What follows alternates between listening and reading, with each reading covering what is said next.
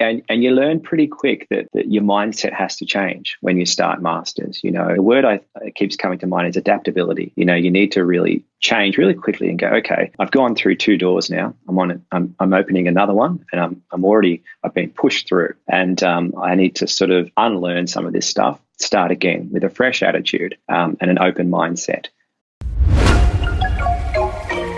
Okay, life can be crazy. You're feeling like you're sinking, just trying to find a meaning. It's time for better thinking, yeah, better thinking. Time to tune in. Let's go. This episode, I talk with Glen Tanner, who's an early career psychologist. We talk about how his journey was in getting into psychology, what his journey was like studying psychology, and what it's been like since graduating. Lots of discussion around self-care and how to get through. So if you are going through the master's program or a 4+2, if you're a psychologist, you'll really enjoy this one in particular. And please also remember, if you are looking for a position, if you're close to graduating or you're in that early career stage, give me a call. You can make contact through strategicpsychology.com.au/careers or go to neshnikolic.com.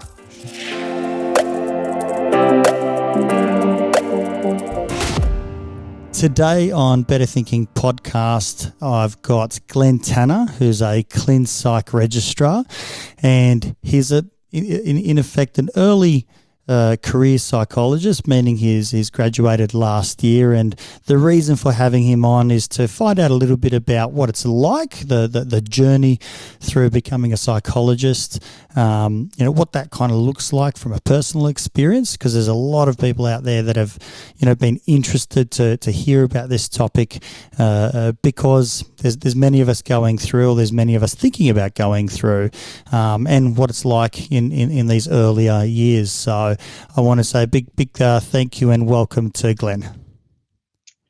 Hi Nesh, thanks for having me on the show. So let's just roll in, get started and talk about maybe how you got into psychology in the first place. I find this always interesting, and whenever I do recruiting, my first question is, how did you get into psychology? I'm just fascinated, interested about that, because there's always a story. Yeah, it's a really good question. And it's one I get asked a lot as well. So I guess mine's quite an unusual story. I was involved in wine manufacturing and sales in the Hunter Valley, and I suppose whilst it was a really good life, like I enjoyed it, there was a lot of good about the life. It was quite a relaxed life. There was something missing, and I just thought somewhere underneath it all, there was just something missing. And it was around about the age of 28, I had a family member who became quite ill, and she required, she went and saw a psychologist, and just getting to know that psychologist, just week in, week out, and just getting to see like how much it was helping that particular family member. I just sort of thought, well, look, I'm searching for something more substantial, and I think that's probably a good way to go. So did you meet that psychologist? I did. Yeah, wow. I did. Well, what was that like in terms of meeting a psychologist, being, I suppose, the loved one of someone going through a particularly hard time? Yeah, look, I suppose you had your sort of presuppositions about that, and I was a little bit anxious. And I guess I was a little bit reluctant at first, and she invited me into the session, and after about the second or third session, I just got to, I just become much more comfortable, much more relaxed about seeing the psychologist. And it just sort of made me realize just how important the role is. And look, it was a wonderful, very important, rewarding experience, and life-changing. Yeah, one of my I can't actually remember who it was, but one of my lecturers, or maybe even several lecturers at university, suggested to not only me but the whole class, it's important to take the role of the other chair, and to go in and spend a bit of time in the client's chair rather than the therapist's chair, to give us a little bit more breadth and understanding. And I personally have done that myself, to go out and try and experience what's on the other end. And I tell you what, there's always something to talk about, isn't there? Indeed there is. And I think that's really good advice that you've been given. And look, I've found myself on the other side, on the other chair, I suppose, quite a fair bit over the last sort of 6-7 years. And even when we have our supervision, we're on the other side there. So absolutely. And it does, it helps you because the journey itself, just going through the undergraduate program, the honours program, then the masters, can be quite stressful, So just having that support there is just so important. And then when you go and see someone while you're going through the program, you're also getting an education as well. So you're also picking up little tips and strategies, and you're like, oh, that's how you should interact, and that's what rapport building looks like in practical application. So yeah, it's been wonderful, and I think that if anyone doing the undergraduate honours or masters is not doing too well, if they're finding a little bit difficult, which it is a difficult program, I couldn't recommend going to see someone enough. I think it's incredibly beneficial. So, definitely. Is it still the stigma that kind of keeps us away? What do you think? Because it's kind of scary, right? Yeah, there's a lot of stigma there, and it's quite unfortunate. And considering how far we've come, it's 2019, and we're so progressive, as a society, particularly Australia, in a lot of ways. But in mental health, we're getting better, but it's not quite there. And I've just been doing some work with some minors. So working in the Hunter Valley, going up to educate minors on the EAP program. And it's quite obvious that the stigma's there. And part of what I've been doing is meeting with them individually and giving them the opportunity to speak about some of the issues perhaps they're not comfortable speaking about amongst their workmates, to raising an issue with supervisor.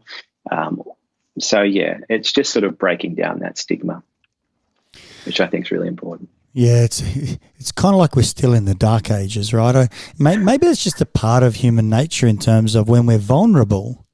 It's frightening to put the vulnerability out there, and yeah, so absolutely. to do that almost creates a sense of weakness or fear. Will I be rejected for this? How will people judge me? And hence why psychology has to have and maintain really strongly confidentiality, and make sure that privacy is at the utmost level for people to go in and say, I can do this privately, because it's scary. What happens if it comes out? I'll be thrown out and abandoned and ridiculed and laughed at and so on. Look, that's exactly right, and that's why confidentiality is so important. And it's so important to build that initial rapport and make sure that therapeutic alliance is just so tight, because it's when they feel safe, that's when the walls come down. And it's just taking that first step. And going back to what you were asking about before, yeah, when I first saw a psychologist, I had all these presuppositions and preconceived notions, and I was when I was on my way to see the psychologist, I was very anxious, and I remember thinking, I'm not going to let them break me. I'm not going to. That's interesting. I'm not going to cry, and of course I cried like a baby. Is that what you mean by break me, the crying? Yeah, perhaps, but I guess it's just letting down those walls. So for me, that was important, it was having that emotional release, and I was trying to sort of hold on to that. And that's what I was fearing the most, So that's how it was for me. But for other people, it might be other things, and just sort of, just talking about their problems is a particular issue for some people, and they're just not used to it. And the therapeutic environment is quite unique. You don't usually get an environment where you can just talk to a friend or a family member or a colleague and get that level of engagement. And just that, with those active listening skills that we're taught, are just so powerful. So, it's making sure that that clients feel safe, that they feel secure, that they can come in, have a chat, and they can just slowly break down some of the walls and some of the stigma. Yeah, wow.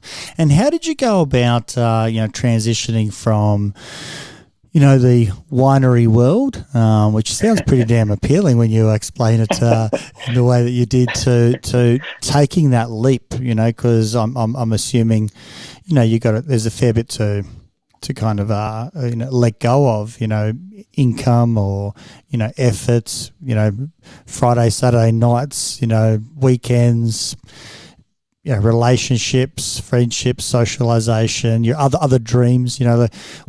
What was it that kind of was so compelling for you to jump in the deep end, because there's a huge investment.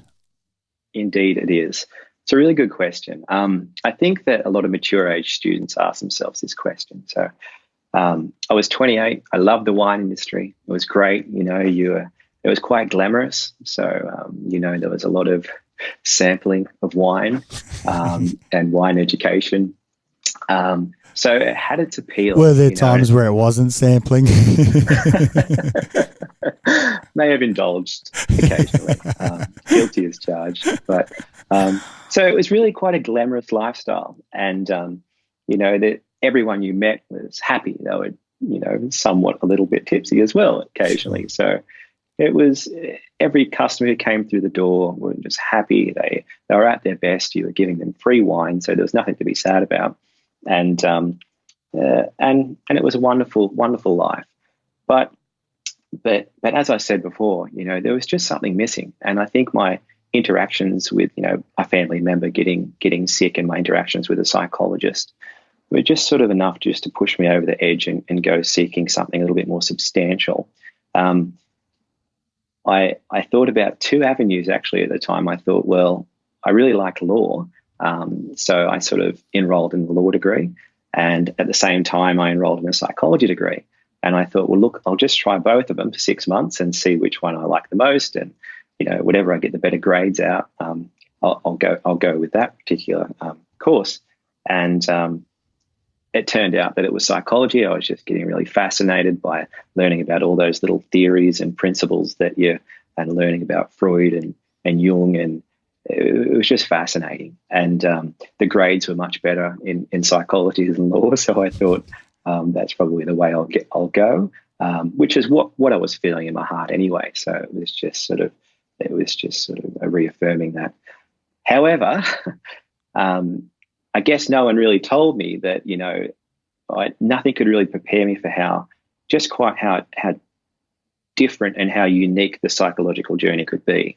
I suppose the 3 years undergraduate, then the honours year, then the masters, and just maintaining those grades or high standard sort of distinction or HD throughout your undergraduate to get into honours, and then it's quite competitive. It sort of bottlenecks quite significantly, and then again to masters. So it's a really full on investment, and it does take its toll. So I had to say goodbye to money. I had to say goodbye to drinking fine wine. So I was now couldn't afford those Penfolds. I think it was more a bottle from Aldi every fortnight or something like that. and it's a huge sacrifice and a huge change and shock to the system. Coming from winemaker, wine sales, good income, able to go on holidays, put money in the bank, to just putting all that aside, stopping that, and then starting on a different journey. It was a huge shock. Yeah. That's massive. I'm sure that's going to resonate for a lot of people, because we don't often think about what's the cost of investment. The cost isn't just the time; it's what you've given up during that time. Whether it be, the cost of the income, which we can fairly easily go out and quantify, but there's a difference between the cost of now buying a different bottle of wine, because it's not really about the wine. It's the experience of how you now go out and live life. That a lot of these luxuries we drop off. You've actually got to think about this, finances. It becomes a financial pressure. something that you carry in your mind, you worry about. I know, for myself, without my parents, there is no way in the world I would have been able to get through, because, they homed me. That housing came from somewhere, certainly not from me. I did for a period, but come masters, it was just impossible for me to do, because I could no longer work 24 hours, a week and do a full-time load. I just couldn't achieve it any further. So there's a huge investment, but it's important to give voice to that, because it's not really well known. You just don't know until you're there. That's exactly right. And I could never have known. There's no real way of preparing yourself for something like that. It's a huge undertaking. To anyone listening to this who's thinking about, doing the clinical master's program, or I encourage you to do so. It's a very rewarding, wonderful experience. The occupation's wonderful. I absolutely love my job, but I'd say to them this, it's what you hit on, really. It's making sure that you've got those basics in order. So making sure you've got a place to stay, making sure you've got an income, and it needs to be a reliable income, because you don't want an added stress or a pressure when you're doing a clinical master's program. It's quite it can be quite stressful in itself. You're learning at an accelerated rate, so a little bit of planning before you go into it goes a long way. Yeah. And self-care, self-care is important. When you don't have those luxuries, when you don't have, the money coming in anymore, when you're on your own, when you're studying sometimes 50 hours a week, you've got to be kind to yourself. And that might be, eating well, exercising regularly, practicing what you preach, and doing some meditation. I was going to ask you, how did you go with that? Because I know that traditionally, students don't do that well. And reflecting back for me, self-care was not really a part of my vocabulary back then. It was burn the candle at both ends. And if you get into a sticky situation, burn it in the middle. Yeah, look, I think there's a big difference between Glen 5 years ago and Glen now. I sort of practice what I preach a little bit more, but I suppose it is difficult, because we can be an anxious bunch, psychologists, and I suppose you have to be quite conscientious and studious to do what you do, to get an honours degree, to get a second or first class honours degree, to be able to be organised to do a master's degree at a very high level, and then liaise with supervisors, and not just clinical supervisors, but also your thesis supervisor. So you need to be quite organised, conscientious, and quite driven. And we know that while that has a good side to it, it gets things done. You also need to be careful that you're being kind to yourself, you're being compassionate. So yeah, I think it was a very slow. I slowly got it that self-care was really important. I think it hit home my 6th year. I just thought, well, if I don't get onto this now, I'm not going to make it through. The year's just too hard. So yeah.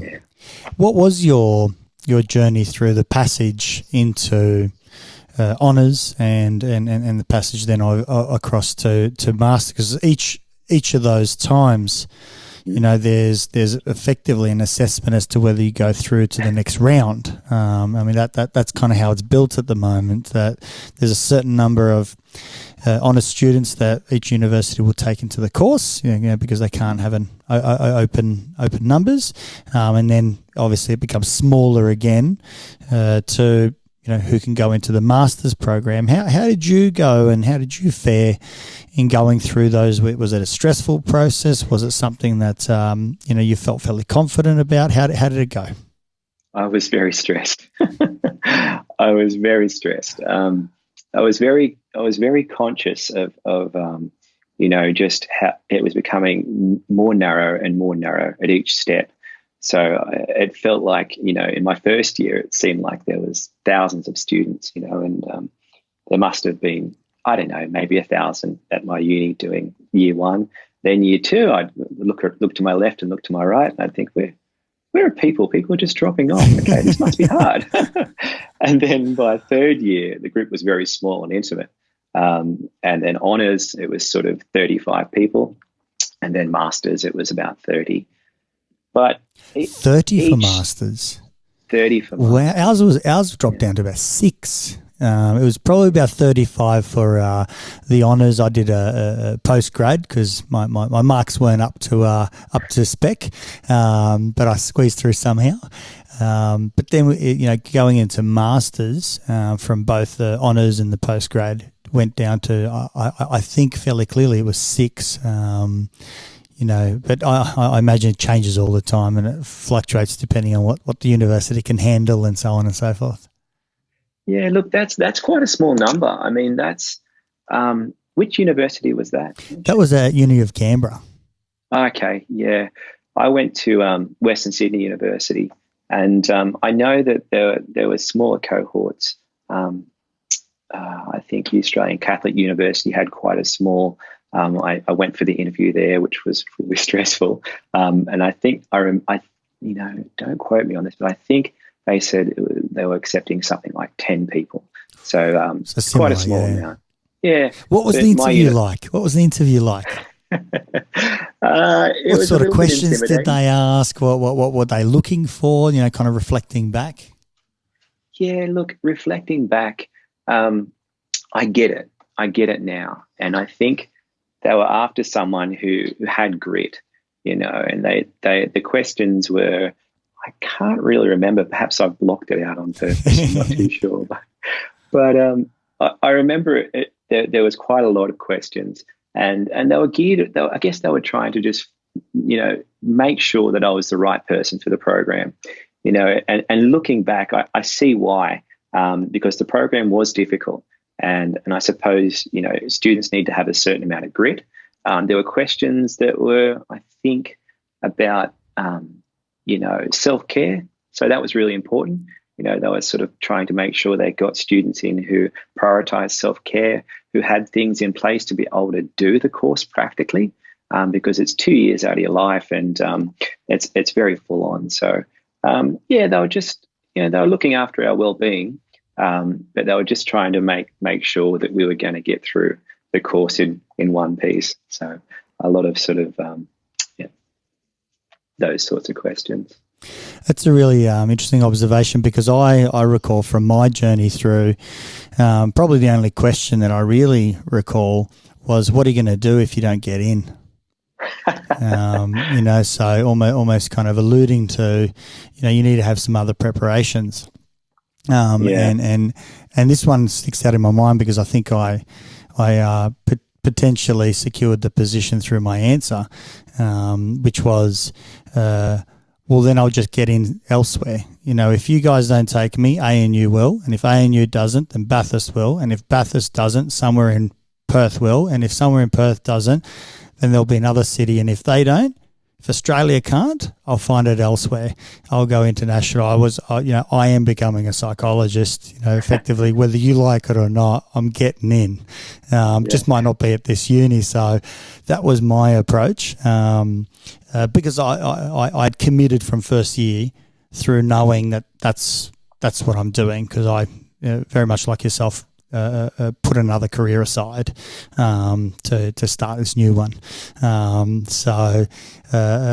think grit, that word of, hard work. I often talk about, hustling, just grinding is another word.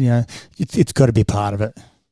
Absolutely. Look, I think you gave the exact right response, and I think you demonstrated in the response you demonstrated grit, determination, willpower, and these are so important. It's good to develop great habits. I developed a lot of really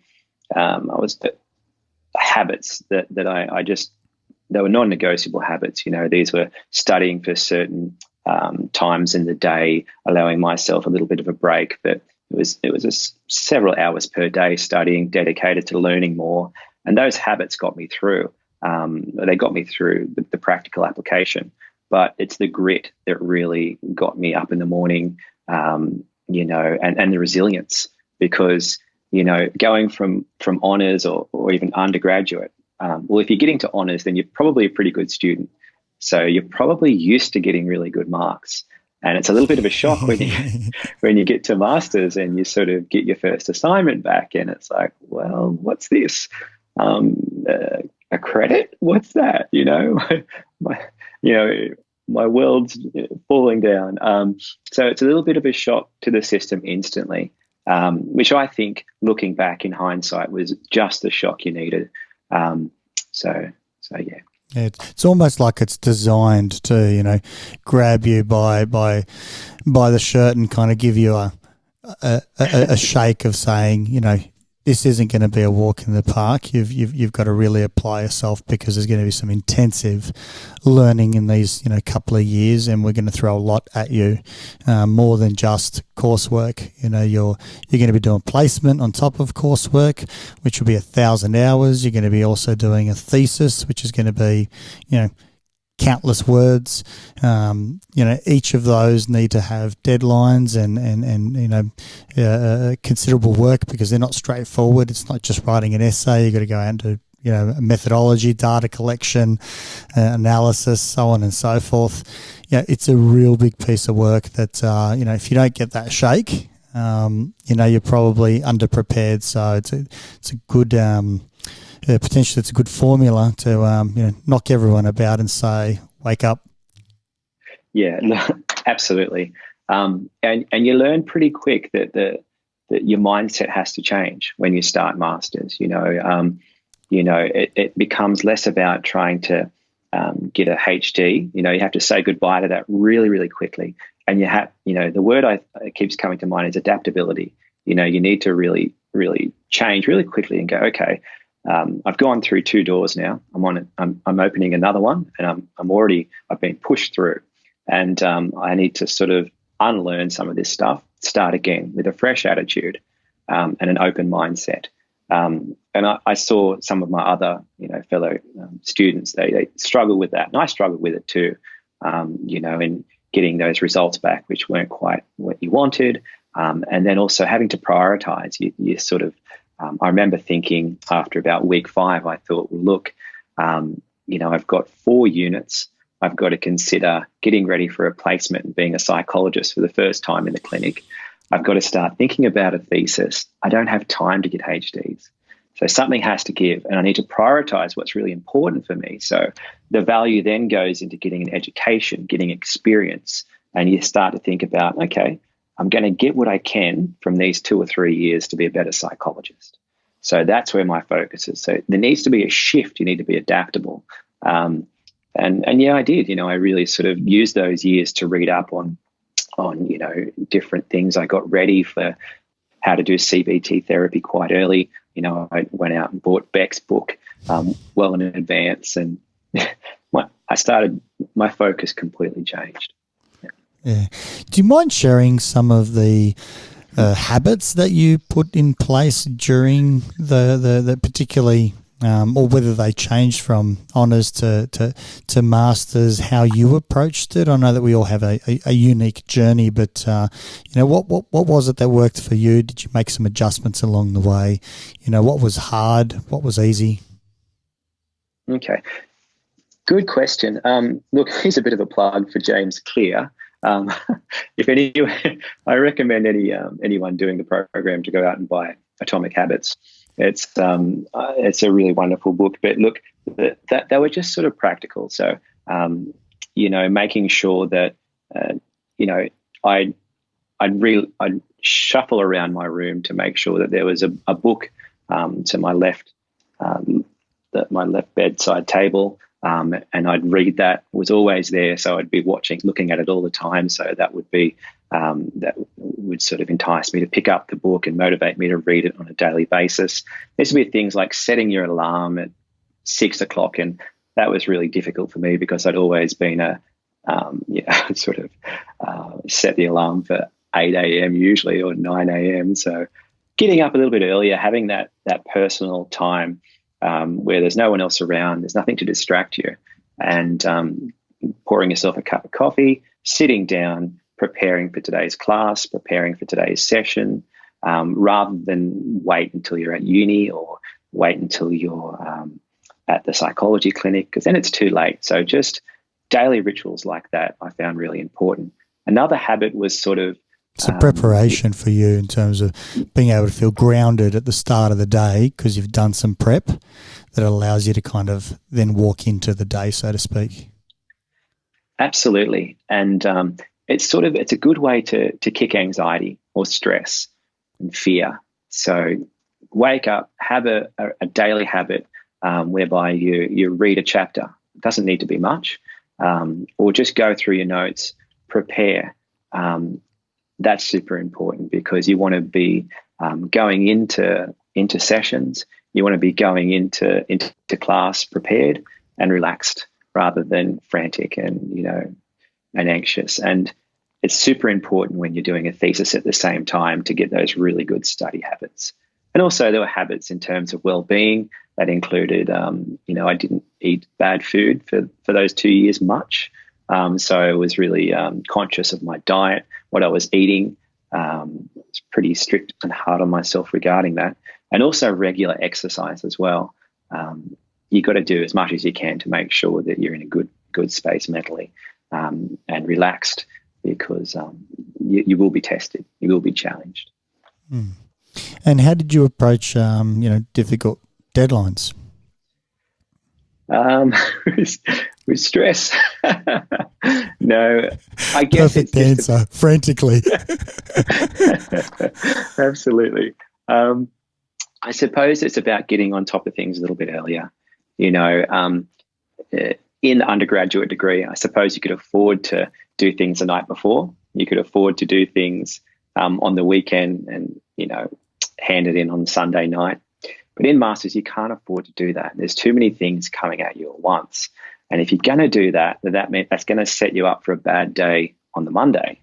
You won't be prepared for your classes, or you won't be prepared for your sessions. So you need to do things gradually and take time and hand things in early if possible.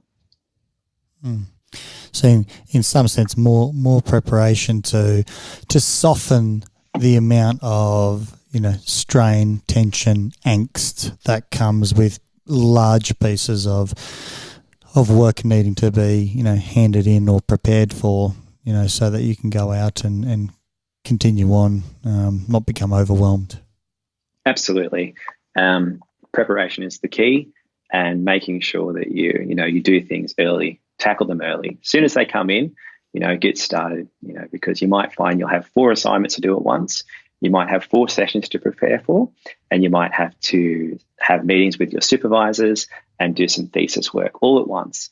And then you might also have to work. So you may not have the opportunity to study in some of the times you're usually more comfortable with.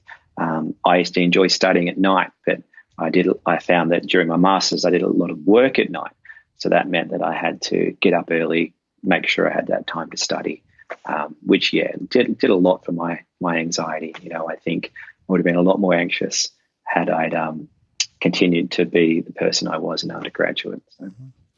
It's so interesting to kind of look at it in this way where there's this almost adoption of anxiety that it's almost like, how do you get through without it? There's this idea that we can kind of prep our way out of anxiety, or study our way and set up habits so that we go through smoothly is complete nonsense and just doesn't occur for the absolute vast majority, if any. We go through and we're kind of are scared and anxious and worried, and we compare ourselves with our cohorts, and we're nervous, and we our hands tremble when it comes time to doing the exam or seeing our first client in the clinic. I'm assuming as well for you, if that's true, that we're often in somewhat panic stations. We're scared. There's a lot riding on it. Absolutely. That's a really good point. And I think that's one of the biggest lessons to learn, in the transition from honours to, the clinical program is just, I guess, if I had to reflect on my own thoughts and my own feelings, I guess I had sort of like an imposter syndrome, and I was thinking, oh, hold on, what am I doing helping someone with anxiety when I get anxious? And, it's kind of like it's only through conversations with your supervisor that where they'll say, Glenn, everyone gets anxious. It's not just you. Did you not know that? And so I guess it's about knowing what's acceptable anxiety and when you've got sort of an anxiety problem. And yeah, so I was definitely very anxious to start. Yeah. It's quite funny because this idea of acceptable, anxiety, what's acceptable, what's expected, are going to be high levels of, it's almost like the question of what are you going to do if you don't get into masters. There could be another question of saying, how do you usually go when you're absolutely stressed out of your mind and you're panicking, and then you hit with a 5,000 word essay on top of that, and you've got no money for rent and how are you going to go, and because it is going to be, there's going to be moments at least, we don't want to paint the picture of, it's all going to be awful. And my next question will be what you enjoyed most. But it's not all awful, but you've got to be able to go and live through those darker or dark, painful times. Absolutely. And I think that, that would probably be a pretty good question to ask, someone and really gauge their coping style, and how they go under pressure. And look, I suppose me being sort of in my late 20s, but when I was doing the master's program, I suppose I must have been sort of 32, 33, yes. 34. And I'd had a little bit more experience with dealing with pressure, and I wasn't good at it. None of us are experts at it. I found the master's experience just as challenging and stressful as everyone else. But I suppose I often thought and I often wondered, if I was 23 years old doing this program now, how would I be? I don't know if I'd be any better or any worse. But I suppose it is really important to make sure that you do have good strategies for coping with stress, and for being challenged. Because you're definitely going to be challenged. And for some people, they would have never been challenged like this before. And now I think about it, I don't think I've ever been really challenged like that before. It really was a challenge, but I'm very thankful to have done it. Yeah. What would you say you enjoyed most about, masters, honours, the uni experience, and obviously doing something that you're passionate about? Yeah, I enjoyed the reading. I just enjoyed the quiet reading. Making new friends is always good, but I just really found it fascinating. Like just picking up textbooks and connecting the dots, and okay, that's how that works, and okay, great. I see now. And for years you've sort of wondered, how does the mind work? I'm curious, and then all of a sudden, all those answers, you're getting all those answers. So I found that really, really awesome. Also, I really love the master's program and being able to work with clients for the first time. It was just like the biggest reward at the end of all of it. And those two things for me just made it all worthwhile. Particularly working as a therapist for the first time, because it just felt like for 3 years, for 4 years, 4.5 years, you're like, okay, when do I get to do this? I know I'm a good therapist. I know I've got it in me. Just let me at them, and you're finally given that opportunity, and it's just the best thing in the world. Really good. It's so interesting to hear, because so many of us find that, that reward of finally being able to do what we've always hoped for and wanted. It's kind of like almost like a peak moment. And at the same time, did the imposter come out at all, especially when there was a video in the room? I'm assuming there was a video in the room that you had to then show to your supervisor. Yeah. What a way to make you feel relaxed, right? Look, that was Did I stressful. say that right? Am I nodding correctly? Am I mirroring? What am I doing? That's true. That's a really good point. And, that can be a challenge at first, particularly when you see yourself on camera for the first time as well. And it's like, wow, am I that bad? I didn't know I was doing that. I'm saying a lot. Maybe I should tone the ms down. And, I'm drifting off sometimes. My eyes are darting around the room, and I better stop that. But I guess it makes you really look at your behavior in a way that you've never looked at it before, and there's a reason why, all that sort of, that Carl Rogers sort of building that sort of is so important, and that sort of, that Egan and stuff, and learning those basic sort of counselling skills and active listening.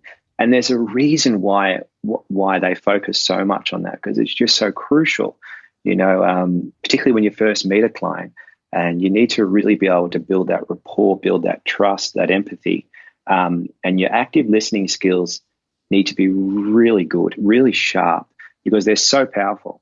But having said that, it was scary as hell at first, and having the video camera on you and meeting with your supervisor. And if you're a little bit sensitive to criticism, it's not the best experience for you. So you need to sort of, and I struggled with this probably the most, because I thought, it's not that bad, I'm not doing too bad, my active listening skills are okay, and a little bit defensive at times, but it's a hell of a challenge to do that, but it is worth it, but difficult. Absolutely. How did you go with setting up your placements? I know that a lot of students I get emailed almost on a weekly basis looking for a placement. It's a fairly tight. I don't know what it's like in Newcastle, but it's a fairly tight. Oh, sorry, Sydney, because you're in Western Sydney. It's a tight market, in terms of trying to find some placements. How did that go? Was that something that the university was set up for you? Was that something that you went out and independently did? Did you have to be driven in that sort of way? How did you go about it? Yeah, look, we were fortunate. UWS, Western Sydney University now, it's been rebranded. We were very fortunate in that we had a placement sort of supervisor or coordinator, and his role was to find us placements and suitable placements. And I must say, the entire process was pretty good. They were pretty regularly checking in, making sure we're doing okay. And we didn't go out to a placement where we weren't suited, I suppose you could say. There was a lot of emphasis on making sure that it was the right fit. So we were going to go out somewhere, and we were going to, it's going to match our level of skill, our level of competence, and just where we were at, and what we were comfortable with. So that was really important. The placements were great. I learned so much from doing placements. You're just sort of thrown out there, and you're just around. But not in the deep end. There's a lot of support, but you just all of a sudden you're around a group of professionals, and they've been doing it for some people have been doing it for 20, 30 years. And you might be in a multidisciplinary team. You might be working with occupational therapists, psychiatrists, clinical psychologists. Some people might do a placement, and it might be sort of in a forensic setting, and you're learning at such an accelerated rate in that environment. It's just so invaluable. And I very rarely hear of people that, it does happen. I heard a few people that didn't have the best experience, but most of the feedback is, we loved it. More of this, please give us more. And certainly overall, my experiences and placement were just absolutely fantastic. Yeah. It lends itself to also another question, in you noting how important it is to marry up one's level of experience and let's say competency as well, or exposure, if we can call it that, to what happens post graduation. So, you go through your 4 placements and, you tick those boxes, your supervisor's happy with, your competence across, all the different, areas, ethics and practice and, working across the lifespan and so on and so forth. And then in some sense you kind of, you tick the box of the thesis, and then you kind of, you're given a license, right? You're ticked off. APRA goes out and says, you are now, part of the team. You can go out. How did you go about kind of finding a place that suits, what you were hoping to get as an, early career psychologist at that point? That's a good question. I thought long and hard about this. I applied for a lot of different positions. I think after handing in my thesis and taking a well-earned holiday, whilst on holiday, Fiji, by the way, it was wonderful. Shout out to Fiji, of course. Shout out to Fiji. Very relaxing place, a good place to go after anyone finishes and their master's degree. Well deserved, yeah. Yes. Whilst I was over there, I just I really started thinking about this, not too seriously, it wasn't taking up too much of my time, but I started thinking, where do I want to be? How do I want to, because it's 2-year, after you finish your degree, you've got to do a 2-year clinical psych registrar program, which is, you've got a supervisor and you've got to do what you need to do to get registered to be a board-approved clinical psychologist. So I thought, where do I want to spend the next 2 years and how do I want to spend it? Of course, I was originally from Newcastle and I thought, it might be a good place to go back to. I enjoy, the beach. I enjoy surfing. There's plenty of things to do here. It's really relaxing. And I thought, look, I'd really like to do private practice. So that was quite dear to my heart. I really got a lot out of, working in the university clinic, one-on-one with clients. And I thought that was a really good way to accelerate your learning as well. So I thought, look, I'm going to learn so much in a short space of time doing this. And, that's really where I wanted to be. And I've been out now for 4 months and I've absolutely loved the experience. It's been incredible. And you chose private practice because the exposure that you were looking for in terms of to kind of continue and develop on what you've got from university and applied there, you wanted to continue that journey and continue that building of skills. That was, for you, private practice was the place to go into. Absolutely. I sort of, a few of my other friends were, they were saying things like, I don't know if I can go into private practice yet. It's going to be quite intense. We might get 30 or 36 clients per week. I don't know if I can organize myself and it just seems too stressful. Where I was sort of thinking, great, 30 clients a week. Imagine how quickly I'm going to learn. Like I'm just going to, get so competent so quickly. It's like repetition is just God, it's so important. And it's been like that. The first 3 weeks were a baptism by fire. It was very confronting. And it was like, I had to really, take my habits to the next level, and time management was really important. But I could do a whole podcast on that. But it's just, it's just a wonderful experience for me. I really enjoy it. You get your regular clients, and then they've got different presentations, and it's just so fascinating. And you're learning on the fly, and you got that motivator always there to push push you a little bit more. Okay, there's a client who comes in and they specifically ask for a male therapist who knows schema therapy. Right. Okay. I better enroll in a course. I better get a supervisor who's competent in schema therapy, and I better start getting ready. It's a really good motivator when you've got the clients coming in one after the other, and you really tidy up your CBT skills, and you really make sure that you're competent, because you can't afford to be. You've really got to be efficient. I imagine, and I'm just putting some assumptions out there, I imagine to be able to do that, you have to go into a practice that looks after the administrative support, where someone's doing bookings, someone's doing payments, someone's doing rebookings, cancellations, following up GP referrals, bringing in some referrals, or the vast majority that looks after the practice, and you come in and focus on practice. Is that how it's built? Absolutely. And I don't know how I would go. Perhaps one day in the future I might want to set up my own practice. A little bit of a dream, but we'll see how we go. And I think that's going to be a difficult task. I think it would be really hard to then have to organise all those things.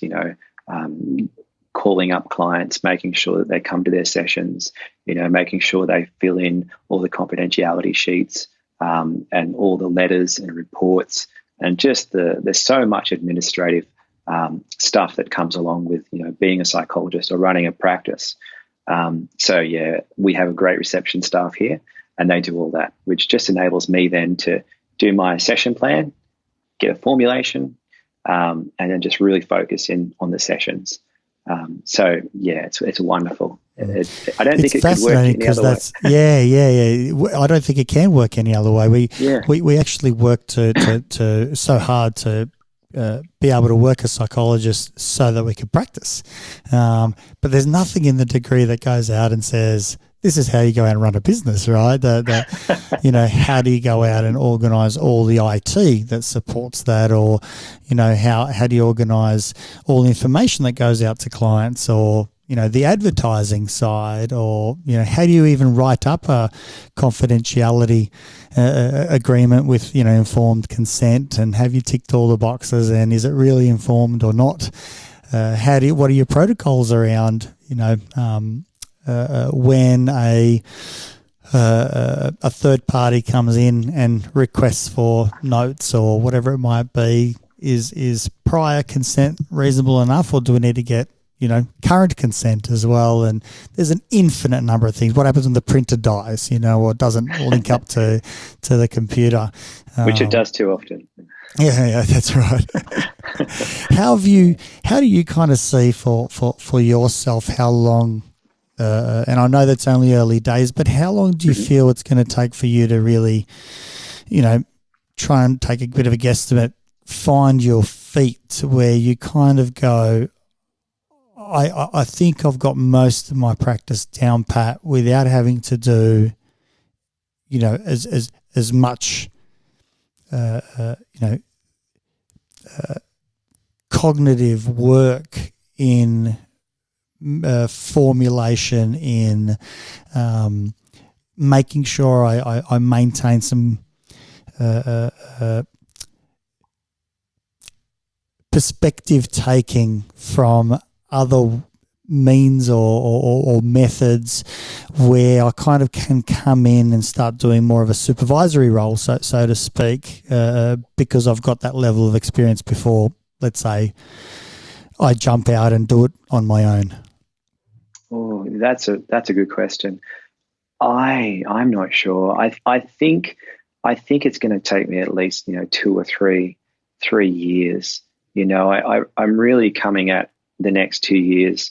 I still feel like I'm a student, and that's the mentality. Yeah. So I'm learning. I'm picking people's brains in the office. I'm enrolling in courses. Just trying to build my knowledge base up. In terms of CBT, it just seems like you can always get a bit better with CBT. It's just, to watch how to watch other colleagues and how they can do it, it's inspiring. And I thought, oh, well, I've really got CBT down packed. I'm great. And then you learn that you can do things a little bit better or a little bit differently, or adjust it to meet certain clients' needs with certain disorders or whatnot. So I feel you're always learning. So the next 2-3 years, I'm just a student. Yeah. It's so I think valuable to look at the Becks, of the world, and the Ellises, that when you start seeing how they do their, if I can call it, craft, it's very, very often humbling to kind of come back and say, what are some of those maybe Rogerian things that I'm missing, I'm slipping away from, I'm losing again. And so there's this constant dance to feel really competent and confident. I think it's not easy, and it takes, I think you're probably right, it takes a good, 3 or so years to sort of make sure all the joints are greased up and it's functioning more loosely rather than mechanically. So I'd probably agree with that as well. Yeah, look, I think that's right. And there's kind of the temptation to sort of, when you're finally given a license,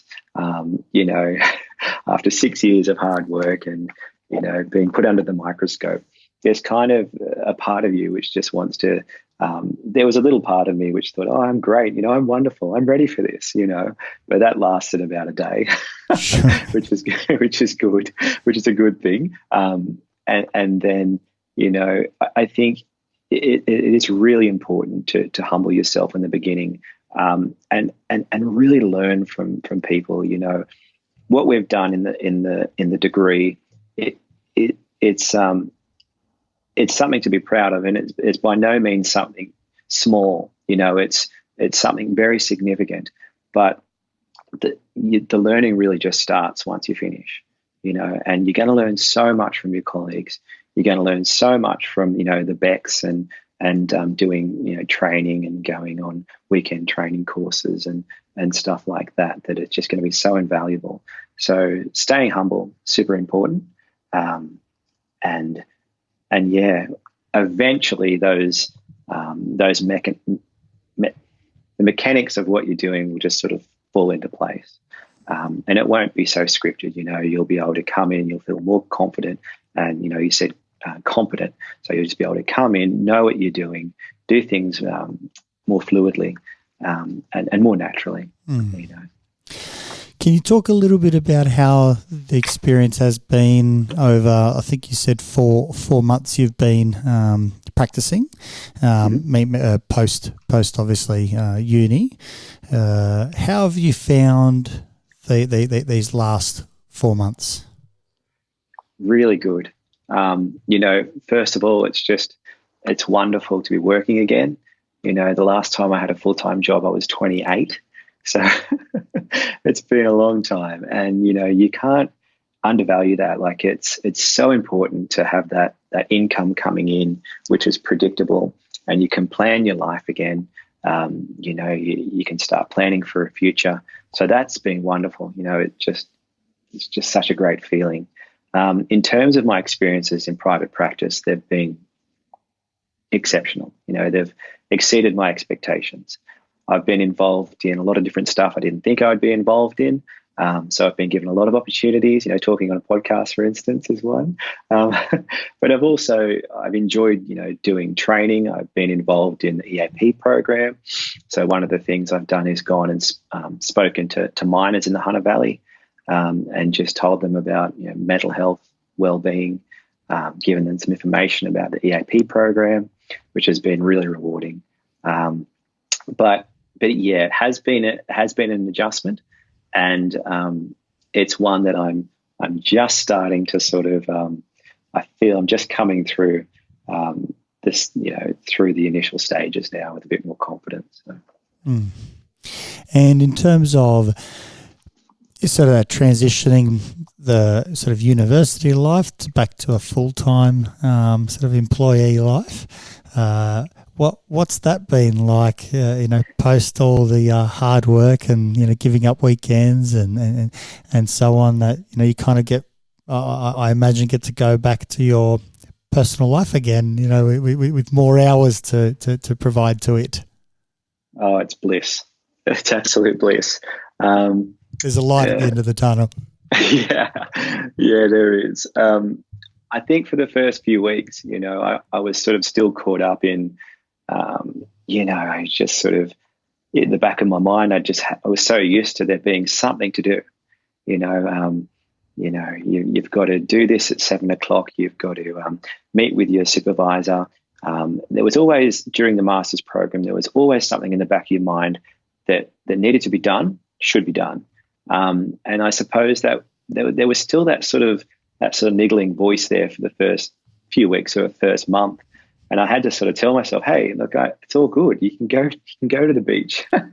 You can go and watch a footy game. You can have a beer, like you're allowed to relax. Without guilt? That's crazy. I know, right? Took a while, but it's just a really good feeling not to have to worry about those things, and I guess fantastic feeling. Yeah. There is that light at the end of the tunnel. So. Any challenges that you'd note have been difficult you've had to wrestle with? Yeah, definitely. I think it's like the new environment. So I've never really been in an office environment before, and also you have to be really, really well organized. And I suppose I'd got better at doing that throughout the program, but just the level of accountability is really a bit of a shock as well. It's like, oh wow, I'm not Glen the student anymore. I'm not a provisionally registered psychologist. I'm not affiliated with the university anymore. I'm a professional now, and I'm accountable. So it's about being accountable. That was a bit of a challenge and a bit of a shock initially. I was like, oh goodness, I've got to make sure that I get all my documentation done, and there's no supervisor there checking up on you saying, oh Glen, you didn't do your progress notes, or they weren't done properly. So you've got to take that responsibility on board then. So that was an initial shock and challenge, and I feel that's pretty normal, though. I imagine most people would go through something like that. And also the office life, as I was saying. So just, relationships are very important in an office. So making sure you've got a really good relationship with the secretaries and office staff, the other colleagues, and also having something to say in group supervision as well. So, yeah, those are probably the two main challenges for me, sort of accountability and making sure that, you do the right things by your secretaries and you build up good relationships with other staff members. I'll tell you what, the secretaries are the absolute lifeblood, right? Without them and a really strong practice manager, and when I say strong, meaning well organised, very thorough, can kind of juggle many balls at the same time. Without them, the practice just doesn't go out and work. And that's probably what you alluded to previously in terms of, what it would be like to try and run the whole show yourself, while also trying to continue with your clinical, experience and progress. It's a lot of balls to try and keep in the air. Absolutely. So treat your secretaries and practice managers exceptionally well. It's kind of like in the army, the most powerful person is known as the chef, right? The cook. If you get them offside, you're in trouble. That's true. That's a good point. So look, I think it's the little things that you learn really quickly, like saying thank you, and just genuinely being appreciative for all their work. And I was lucky. I've had a little bit of experience with that sort of role. So you really get an appreciation for what they do, and they do a lot of work. And I don't think people can really appreciate how much work they do. They work very hard, and their jobs are stressful too. And they're doing all this wonderful stuff for us. So just saying thank you. I appreciate you doing that. Thanks for sending that email. Thanks for sending out that letter. Thanks for drafting that for me. It goes a long way, and that's something that if you're not new to an office environment, you might not think to do those sort of things, but these are things that all come back, and they reflect on you. So just making sure that being aware that you're representing yourself, and trying to make sure that you got good relationships with all staff members is vital. Absolutely. Would you do anything different in your degree and in your transition now into private practice that you can think of? Anything that comes to mind? Yeah, there are. There's a few. It's quite a list. I'll pick a few. I think in the early days I was really quite introverted, and I was quite results driven. And that a lot of psychologists are guilty of that.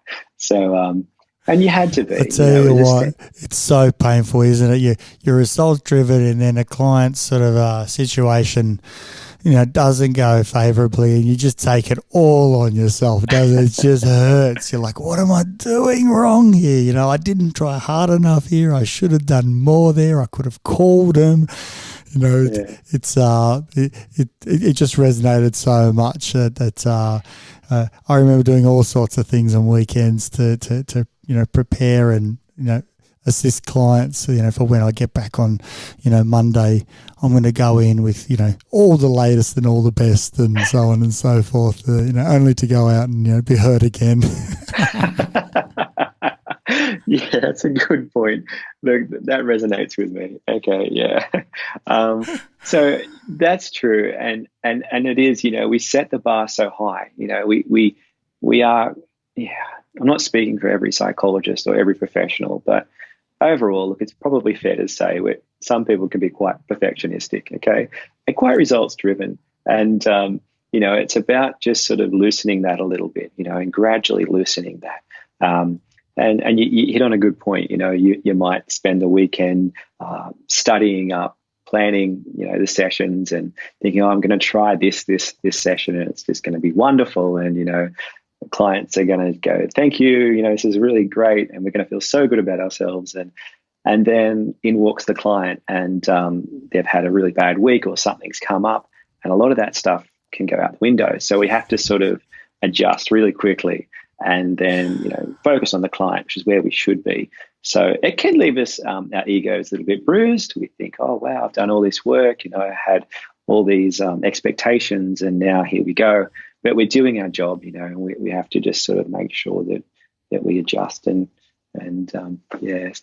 go back to those. Yeah. Oh, I was going to say, I think that's such a common experience in the health caring industries. It's our love of people that brings us towards this, and because we love and we care so much, we therefore invest so much. And when you invest so much into the outcome, you inevitably get hurt, and you get hurt a lot.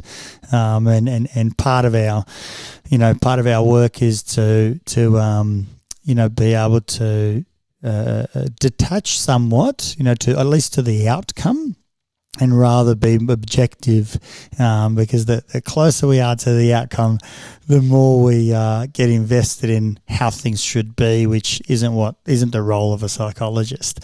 So it's quite funny. There's that tension in the therapy room, not only between the client desiring, urging something wise from the psychologist, but also the psychologist not providing that, and kind of stepping back because we desire to tell our children the answer, and in doing so we create dependency, or they don't learn it. It doesn't kind of it doesn't go in deep. It's not an emotionally encoded understanding. It becomes it just becomes another piece of knowledge. Yeah, that's a really good point. And, I suppose we can fall into that trap, and I do enjoy teaching, so I just love sort of talking, you probably guessed. So I like to talk to people, and I really like to tell them what I know, and in the early days, and I'm still in the early days, but, in the first sort of month when I started, there was just that I was constantly just at odds with this desire just to tell people all the CBT principles and sort of didactically, just sort of rather than Socratically. So I suppose, and I still wrestle with that. I feel that I'm going into teacher mode here, and there's a time for that. And it's usually clients will ask you, they'll say, "Oh, can you explain this principle to me, or can you explain how the emotional system works, or something like that?" And then you can launch in and you go, "Well, I never thought you'd ask." Great. So you can get stuck into it. But yeah, there is constantly that battle, what is my role here? And you're constantly asking yourself that question: what am I doing here? What do I want out of this? Who am I here for? You keep going back to those sort of Carl Rogers sort of Rogerian principles, and more often than not, when you come back to those, things end up going good. But yeah, constantly it's almost like they actually put the bait out. I've been playing with my practice really kind of hard in the last few months. Again, you kind of tend to do that all the time. The bait of the client asking the clinician, it's such an easy one to take. Versus the Carl Rogers, approach might be, how do you think it works? Which kind of, it's really hard. I've been playing with this idea about not providing psychoed anymore, and quite firmly holding that, and it's fascinating where a session goes without psychoed, which psychologists love, because it tends to explain things, but explains. I'm not quite convinced. I'm wrestling, playing. It's always fascinating to look at this, but we could do a whole 10 podcasts on this. It's fascinating to keep looking at our practice, I suppose, what I'm trying to say. Yeah, absolutely. And it's that sort of self-reflection, which is so important, and, I'm interested by, by your strategy, not providing psychoed. I guess it's sort of like, I guess it's there when the clients sort of ask for it. It's good sort of to fall back on and say, "Oh, great, I'll tell you about CBT, or I'll give you some information about anxiety or depression or OCD." But yeah, I guess it's never really where we should lead, and it gets back to, what is our role? Am I a university lecturer here? Or am I a psychologist? And it's about, helping, like Carl Rogers would do, or, that Socratic dialogue, questioning, or that style of doing things is sort of, asking questions that the client can answer, and staying curious. I think I don't know what's right. I feel like I'm more of a novice than I've ever been, and I hope I know even less in 10 years' time, because the more I work in this field, certainly I feel like I know a whole lot less. There's so much that I would have previously rejected, and I just don't have my experience tells me that I'm wrong all the time, and it keeps us curious. So it's an exciting sort of space, and it sounds like you're doing very much that, in keeping up with that curiosity and playing with it as you go, certainly I think helps to make for, a good clinician that's going to continue, asking these harder questions. Why are we doing this, or why are we doing that?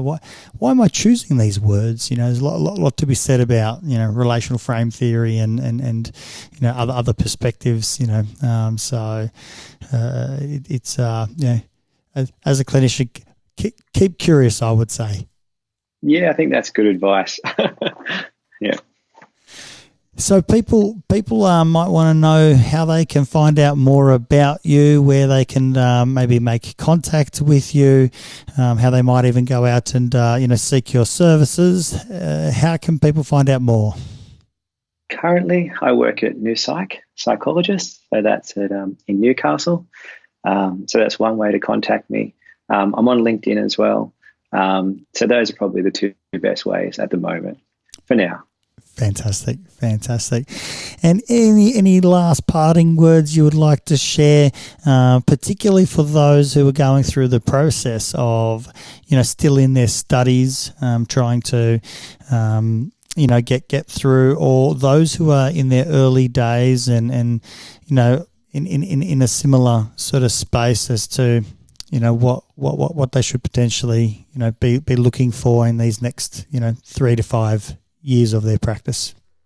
Oh, yeah, sure. For anyone still doing the program, self-care, self-care is God. Make sure you're looking after yourself, making sure you're getting into regular routines, make life easier on yourself. If you can get into support from, a partner, from family members, take it, and if anyone ever offers you help, don't say no. Yeah, lovely. And to those who are in similar shoes as yourself, obviously doesn't need to be the most formulated and the gold piece of advice, but, where do you think the next, 3 to 5 years lies for everyone in these shoes, generally? Yeah. Look, I encourage people in similar situation to me to challenge yourself. And look, we're at an exciting time being a psychologist, particularly in Australia with what's happening. It's an exciting time to be alive, and it's an exciting time to be a psychologist in general. I think, just challenge yourself, be kind to yourself as well, but always challenge yourself, whether that be learning new theories, expanding your repertoire of knowledge, and then just trying to make sure that you're a better therapist, or working towards becoming a good therapist. You don't have to be the best, but it's like what Abraham Lincoln said. Whatever you are, just be a good one. So just make sure that you're working towards that.